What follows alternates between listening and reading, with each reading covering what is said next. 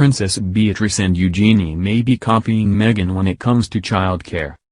Princess Beatrice and Eugenie, alongside their husbands, traveled to Greece for a royal wedding, and it is thought their babies stayed at home with grandmother Sarah Ferguson. The two sisters, Princess Beatrice, 33, and Princess Eugenie, 31, flew to Greece to attend the nuptials of Prince Philippos of Greece and Denmark to Nina Flower, a distant relative of the late Prince Philip. Beatrice's husband, Edoardo Matlimazzi, 37, shared photographs from his visit to the Acropolis in Athens with Wolfie, his 5-year-old son from a previous relationship. Baby Sienna, meanwhile, could have stayed in the UK with Sarah Ferguson, Duchess of York, who may have offered to care for her as well as for August, the son of Eugenie and Jack Brooksbank, 35. Sienna was only born 5 weeks ago, while August was welcomed to the world in February. Grandmother Fergie, 62, is known to adore the two young children and to be proud of how her daughters Beatrice and Eugenie are going through motherhood.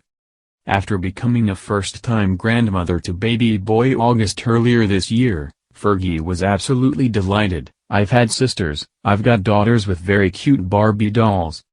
But now I'm into trains, trucks and tractors and all that stuff which I'm going to learn, and I really find it fantastic that August is really a little chap." The Duchess's bond with daughters Beatrice and Eugenie is known to be tight.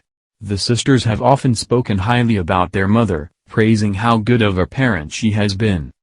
Fergie said of Sienna, "She is very, very beautiful."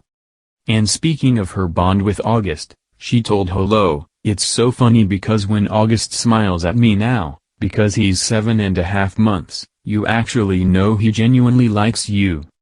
It's not a put-on smile, he genuinely finds me very funny, which is quite lucky."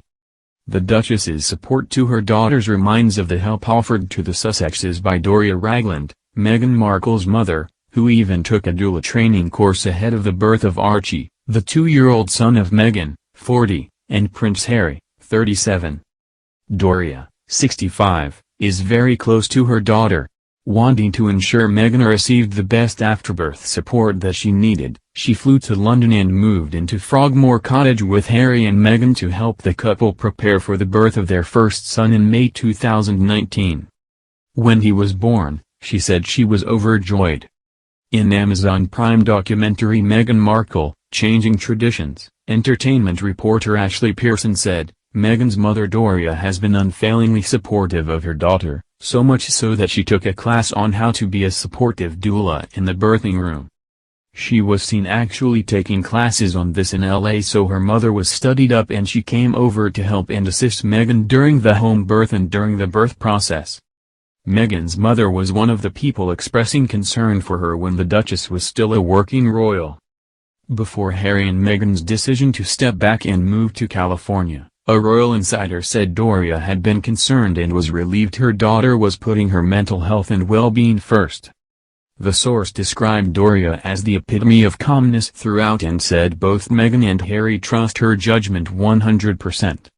Doria, who is a social worker and yoga instructor, was not present at the birth of baby Lilibet in June, but she reportedly moved into the Sussexes' Montecito mansion soon after to help with their newborn.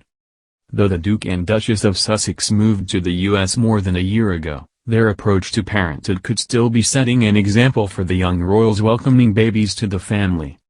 Particularly in the case of Eugenie, who has been close to Harry since they were children, it would make sense to follow in her cousin's footsteps. When they grew older, they hit the club scene together, becoming regulars at some of London's most well-known clubs and forging a tight friendship. In Finding Freedom, the biography written by Omid Scobie and Carolyn Durand, the authors say, like Harry, Eugenie also struggled to carve out her own identity growing up.